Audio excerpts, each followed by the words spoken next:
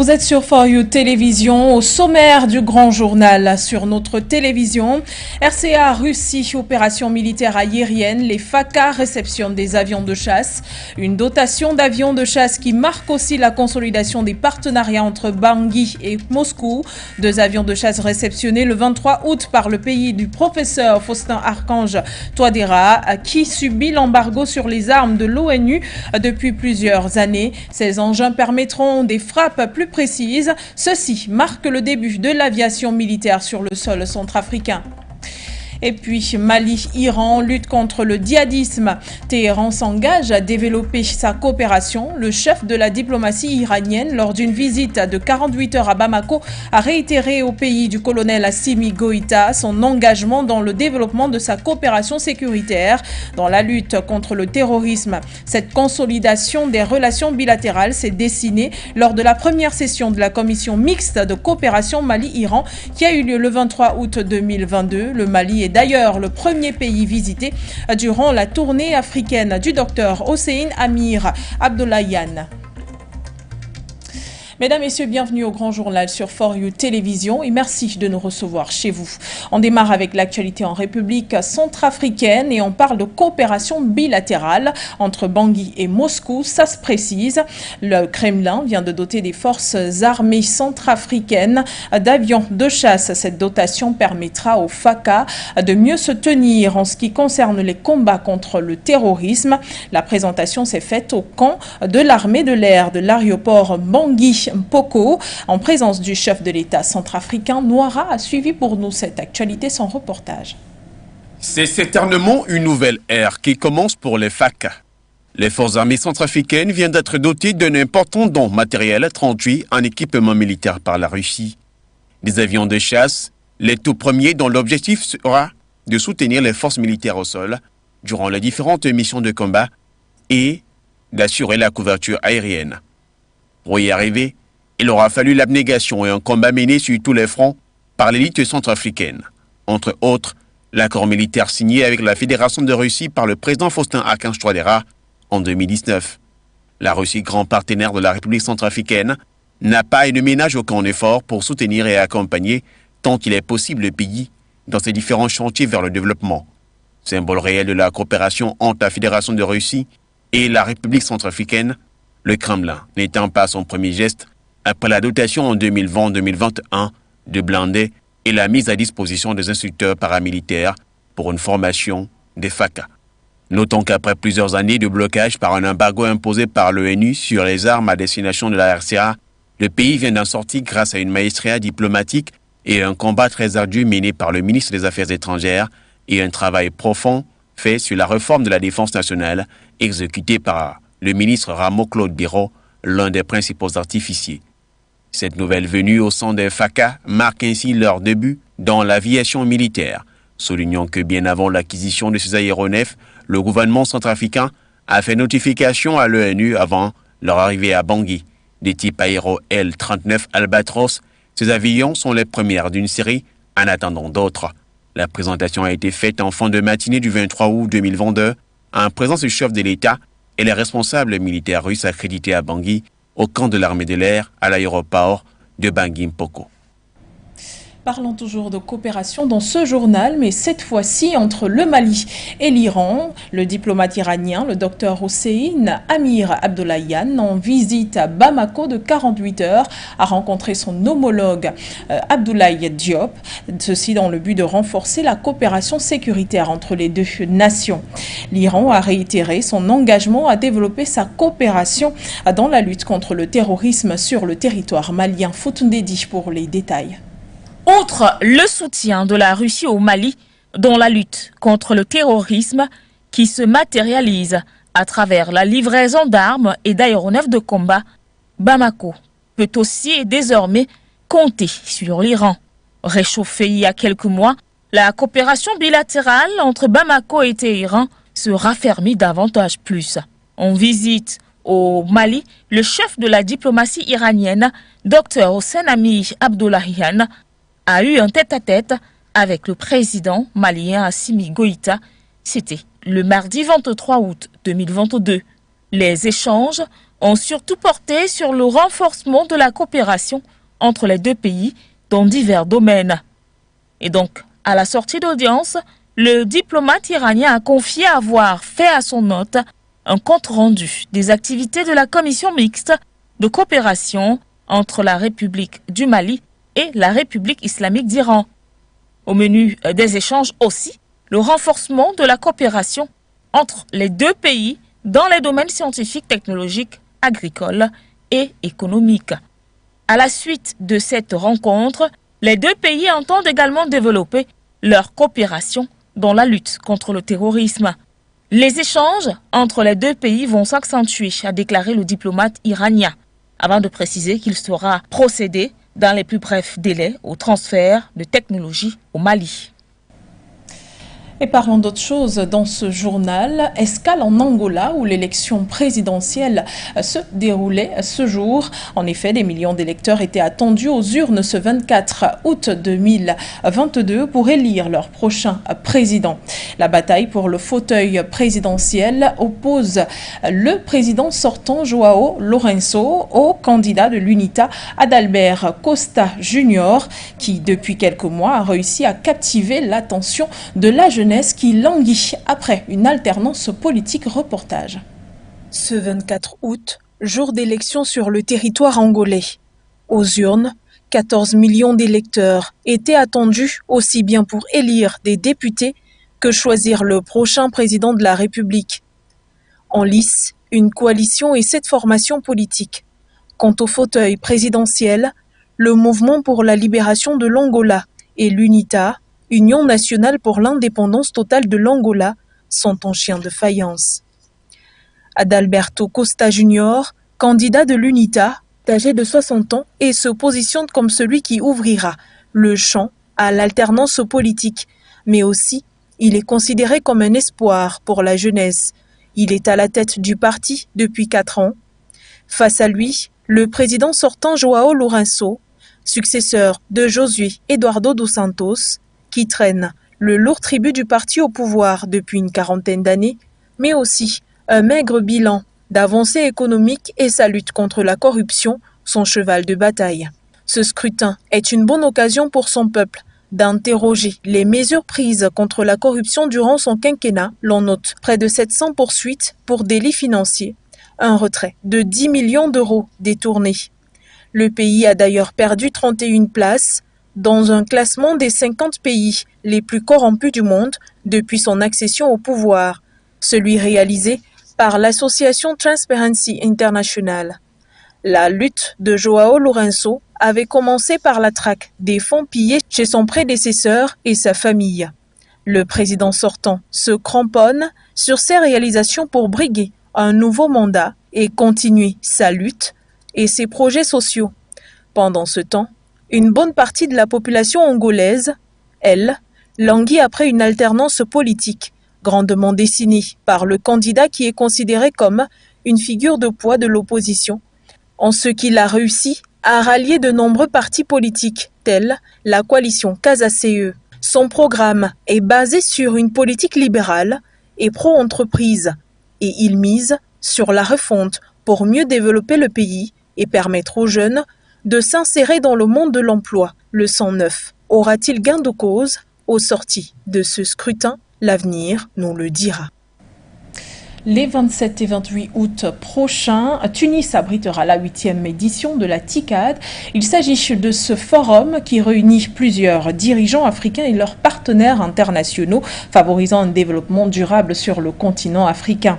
Paix, économie et relance post-Covid-19 meubleront les échanges entre ces dirigeants et à ce rendez-vous, le professeur Faustin Archange Touadéra sera de la partie. Il figure parmi les personnalités. Noira a suivi pour nous cette actualité. Je vous propose son reportage.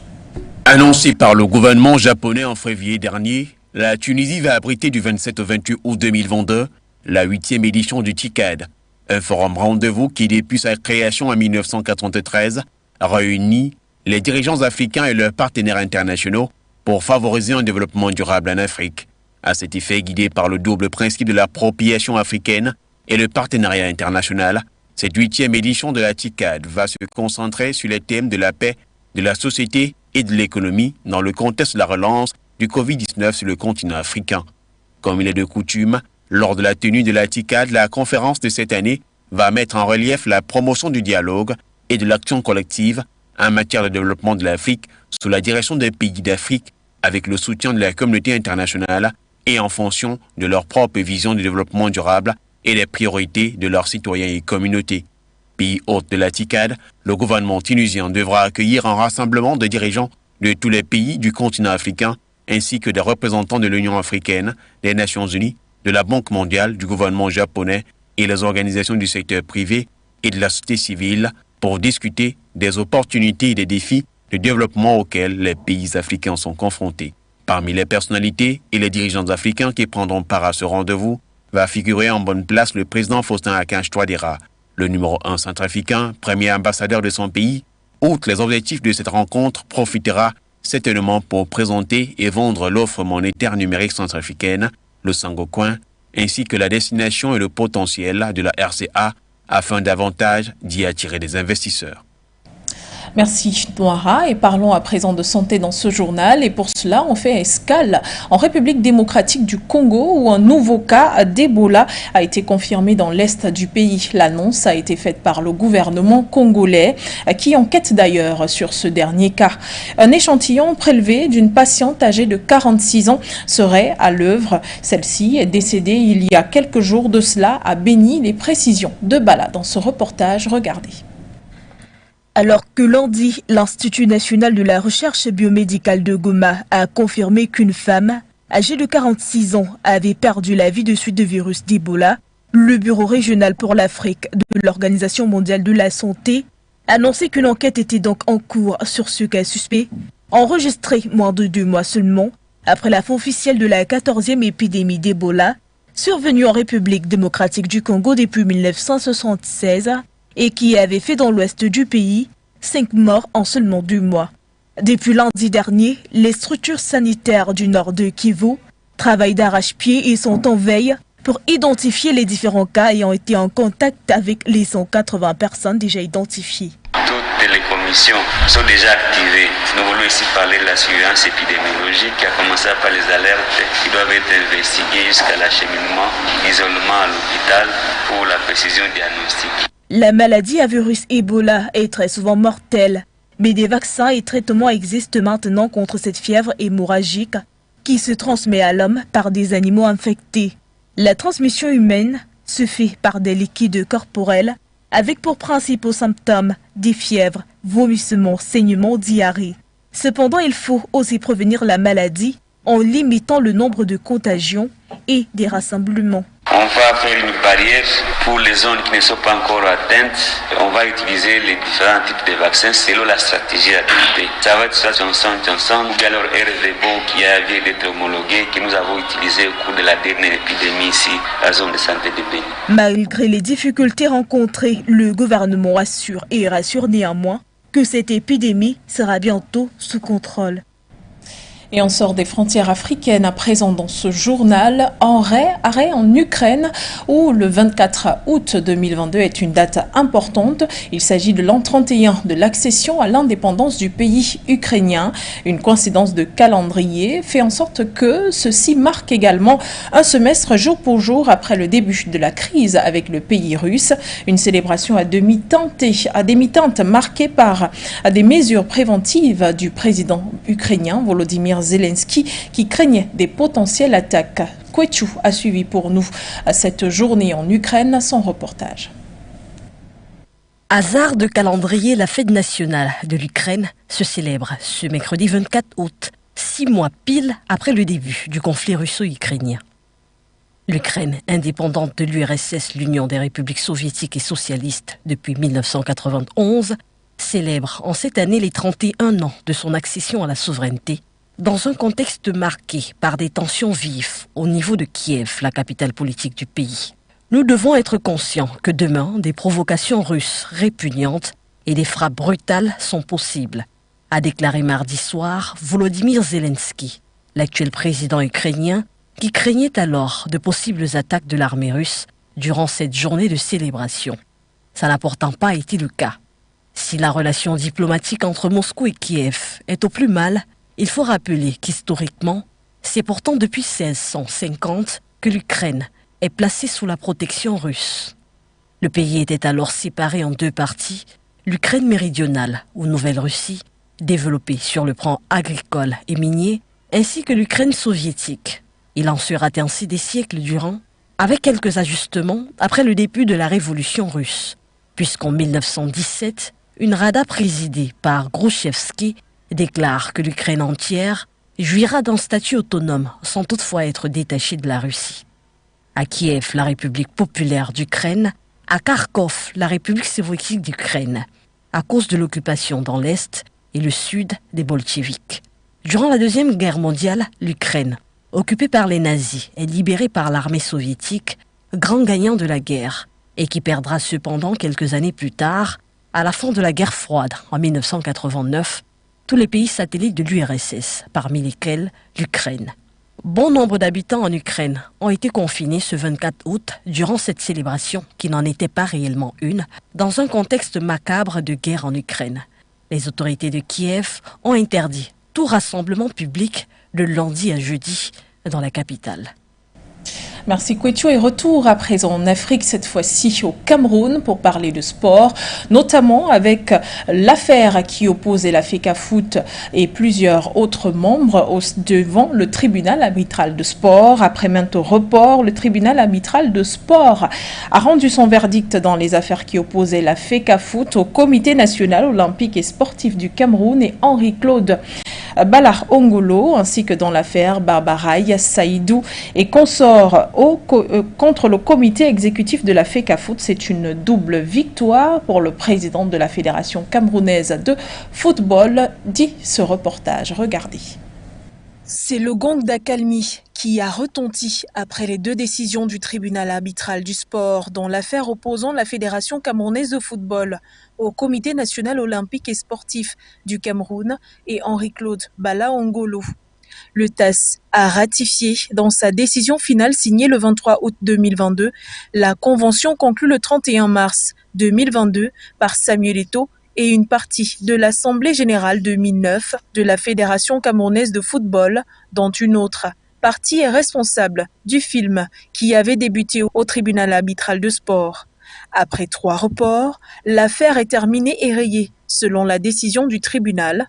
Un report avait déjà été enregistré au lendemain de la saisine de la même juridiction pour souligner une illégitimité de Samuel Eto'o à la tête de la FECAFOOT pour cause de la condamnation pour fraude fiscale qui pesait sur lui à cette époque. La Chambre de conciliation et d'arbitrage du Comité national olympique et sportif du Cameroun avait également souhaité l'annulation du processus électoral qui avait fait de l'ancien joueur du Barça le président de la Fédération camerounaise de football.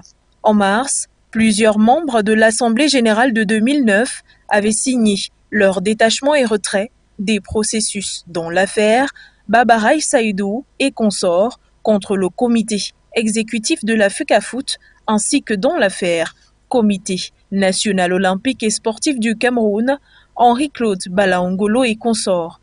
Une quarantaine s'était donc ralliée à lui. Aujourd'hui, après les décisions de justice, le président de la FECAFOOT est bien légitime et peut poursuivre sa mission proclamée, je cite, « redonner au football camerounais toute sa splendeur ». Et voilà qui met fin à ce journal sur For You Télévision. Mesdames, Messieurs, merci de nous avoir regardés. L'information et les programmes se poursuivent sur For You Télévision. Au revoir, Douala.